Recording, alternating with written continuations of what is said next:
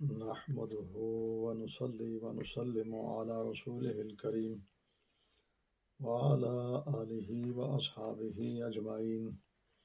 أما بعد، أعوذ بالله من الشيطان الرجيم. بسم الله الرحمن الرحيم. ألف لام ميم ذلك الكتاب لا ريب فيه هدى للمتقين. صدق الله مولانا العظيم وبلغنا رسوله النبي الأمي الكريم ونحن على ذلك لمن الشاهدين والشاكرين والحمد لله رب العالمين. إن الله وملائكته يصلون على النبي يا أيها الذين آمنوا صلوا عليه وسلموا تسليما. اللهم صل على سيدنا مولانا محمد معدن الجود والكرم منبع العلم والحلم والحكم طب القلوب ودوائها وعافية الأبدان وشفائها ونور الأبصار وضيائها وعلى آله وصحبه دائما أبدا. صلاة والسلام عليك يا سيدي يا رسول الله. قد ضاقت حيلتي أدركني يا رسول الله صلى الله تعالى عليه وعلى آله وصحبه وبارك وسلم. لي خمسة أطفي بها حر الوباء الحاطمة المصطفى والمرتضى وابنهما والفاطمة سلام الله تعالى عليهم وعليهم الصلاة والسلام. معزز ناظرین و سامعین، گفتگو چل رہی تھی کہ سورۃ الفاتحہ میں ہدایت کی دعا کی گئی، اہدنا الصراط المستقیم. تو پروردگار عالم نے ارشاد فرمایا الف لام میم ذالک الکتاب لا ریب فیہ ھدی للمتقین، کتاب ہدایت عطا فرمائی. اور آغاز ان تین قسموں سے ہوا جیسا کہ سورۃ الفاتحہ میں تین گروپس کا ذکر کیا گیا. منعم علیہم، وہ لوگ جن پر اللہ کا انعام ہوا، اور دوسرے مغضوب علیہم، جن پر غضب نازل ہوا، اور تیسرے ضالین، گمراہ. تو یہاں بھی آغاز میں تین طرح کے لوگوں کا بیان ہوا. ایک متقین، مومن،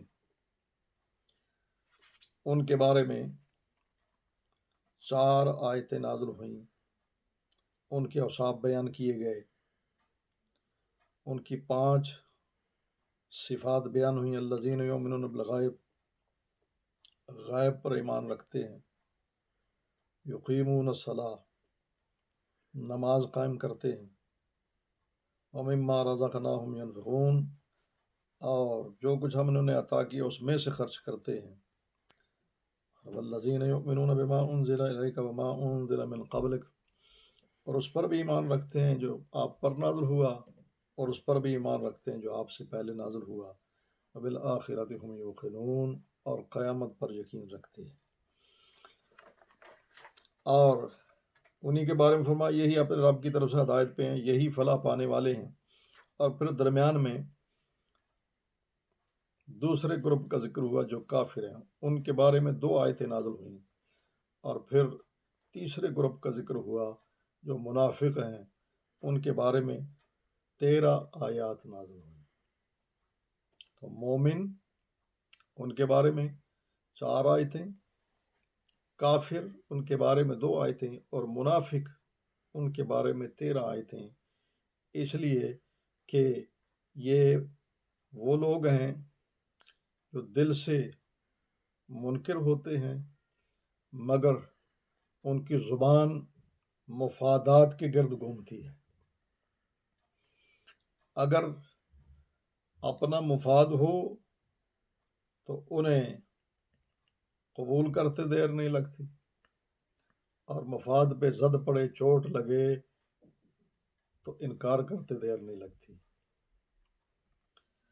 تو ان کے بارے میں 13 آیتیں نازل ہوئیں، اور آغاز الف لام میم سے ہوا۔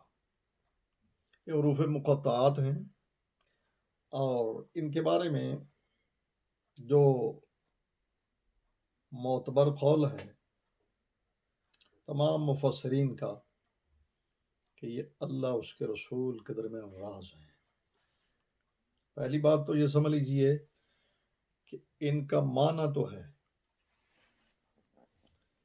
اس لیے کہ جس کلام کا معنی نہ ہو وہ محمل ہوتا ہے، عبث ہوتا ہے، فضول ہوتا ہے، اور یہ کلام کا عیب ہے۔ اللہ کا کلام ہر قسم کے عیب سے پاک ہے۔ تو معنی ہے، اور جب معنی ہے اور جس سے خطاب کیا جا رہا ہو، جس سے بات چل رہی ہو، اس کو بھی سمجھ نہ آئے تو پھر بھی فضول ہے، عبث ہے۔ تو اس لیے رسول اللہ صلی اللہ تعالیٰ علیہ وآلہ وسلم جن پر نازل ہوا، جن سے خطاب ہوا، ان کو پروردگار عالم نے اس کے معانی عطا فرمائے۔ تو گویا کہ یہ اللہ اس کے رسول کے درمیان راز ہیں، اور پھر سرکار دو عالم صلی اللہ تعالیٰ علیہ وآلہ وسلم کی بارگاہ سے جس کو جتنا جتنا علم ملا اتنا ہی ملا، اتنا ہی اس کے پاس ہے۔ مگر الف لام میم سے آغاز فرما کر ایک طرف اس بات کو واضح فرما دیا کہ قرآنی علوم و معارف سے استفادہ کرنا چاہتے ہو تو پہلے اس کو قادر مانو، اپنے آپ کو عاجز مانو۔ قرآنی علوم و معارف استفادہ کے لیے ضروری ہے کہ بندہ اپنے عجز کا اقرار کرے، اس لیے کہ الف، یہ تو الف کا معنی بھی پتہ نہیں، الف کا معنی بھی پتہ نہیں، اپنی عاجزی کا اقرار کرے اور اللہ کی قدرت کا اعتراف کرے، تو پھر قرآن مجید کے علوم و معارف سے استفادہ حاصل کر سکتا ہے۔ یہ پیغام ہے۔ اور دوسرے منکرین اور مخالفین کے عجز کو ظاہر فرما دیا۔ ان کے عجز کو ظاہر فرمانے کے لیے شروع میں حروف مقطعات آئے، الف لام میم، کلام لفظی، قرآن مجید انہی حروف سے جوڑ کر بنایا گیا۔ اور تم بھی روزانہ عرب میں بڑے بڑے فصحا، بلغا، ادیب، خطیب، شاعر، تو انہی حروف تہجی سے جوڑ کر ترتیب دے کر کلام بناتے رہتے ہو، تو ذرا اس کی مثل بنا کے دکھاؤ۔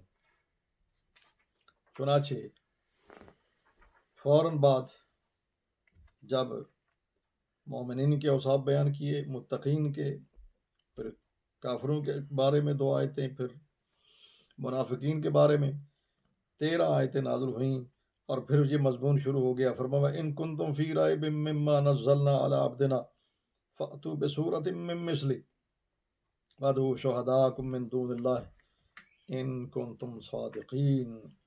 فرمایا اگر تم شک میں ہو اس بارے میں جو ہم نے اپنے بندہ خاص پر نازل فرمایا، فَأْتُوا بِسُورَةٍ مِّن مِّثْلِهِ، تو اس کی مثل ایک صورت لے آؤ، اور اکیلے نہیں، وَادْعُوا شُهَدَاءَكُم مِّن دُونِ اللَّهِ، اللہ کے سوا اپنے سارے حمایتیوں کو بلا لو، ان کنتم صادقین، اگر تم سچے ہو۔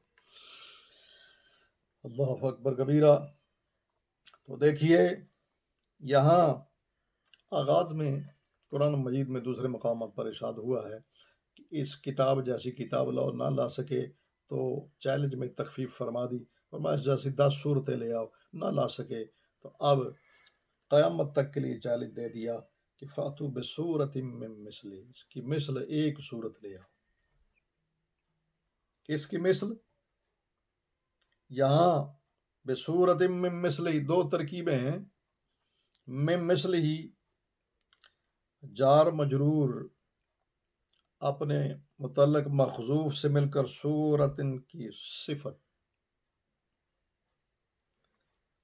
اور دوسری ترکیب ہے کہ من مثل ہی جار مجرور متعلق فاتو کے، جس طرح بصورت فاتو کے متعلق ہے، من مثل ہی بھی فاتو کے متعلق ہے، تو معنی یہ بنا کہ ایک صورت ایسی لاؤ جو اس کی مثل ہو، ایک صورت ایسی لاؤ جو اس کی مثل سے ہو۔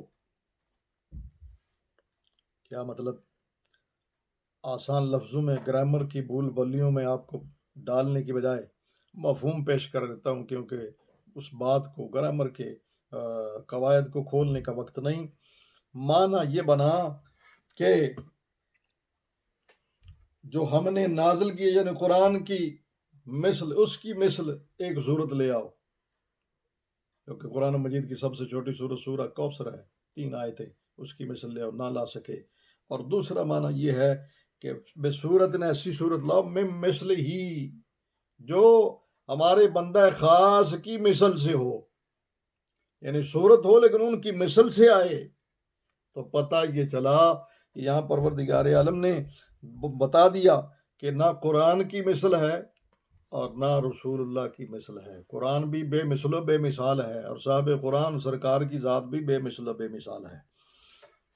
اور ساتھ ہی ان کو جلانے کے لیے فرما دیا فَإِن لَمْ تَفْعَلُوا وَلَن تَفْعَلُوا، اگر نہ لا سکو اور ہرگز نہ لا سکو گے، فَاتَّقُوا النَّارَ الَّتِي وَقُودُهَا النَّاسُ وَالْحِجَارَةُ أُعِدَّتْ لِلْكَافِرِينَ، تو پھر اس آگ سے ڈرو جس کا ایندھن انسان اور پتھر ہیں، جو کافروں کے لیے تیار کی گئی۔ تو پتہ یہ چلا کہ قرآن مجید بھی بے مثل و بے مثال ہے۔ اگر اس کی چھوٹی سے چھوٹی صورت جیسی صورت لا سکتے ہوتے تو پھر بدر میں، احد میں، خندق میں جانے کی کیا ضرورت تھی؟ معلوم ہوا کہ ان کے لیے لڑنا اور جنگوں میں جانا، جنگ کے لیے جانا آسان تھا، قرآن کی مثل بنانا مشکل تھا۔ تو یہ وہ کلام ہے۔ پھر پروردگار عالم نے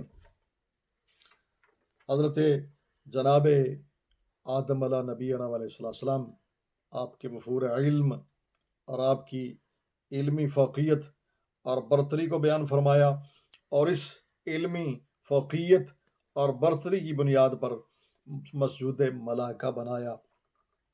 پروردگار عالم نے حضرت آدم علیہ نبینا علیہ السلام کو علم آدم الاسماء کلہا، سارے نام سکھا دیے،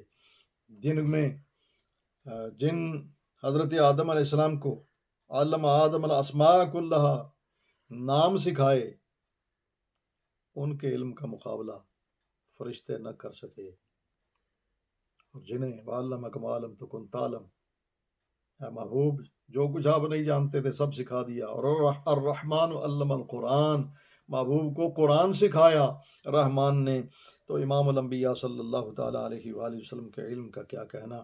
حضرت آدم علیہ نبینا علیہ السلام کا علم، جب فرشتوں کے علم کی انتہا ہوتی ہے، حضرت آدم علیہ نبینا علیہ السلام کے علم کی ابتدا ہوتی ہے، اور سارے نبیوں کے علم کی جہاں انتہا ہوتی ہے، امام الانبیاء صلی اللہ تعالیٰ علیہ وآلہ وسلم کے علم کی ابتدا ہوتی ہے۔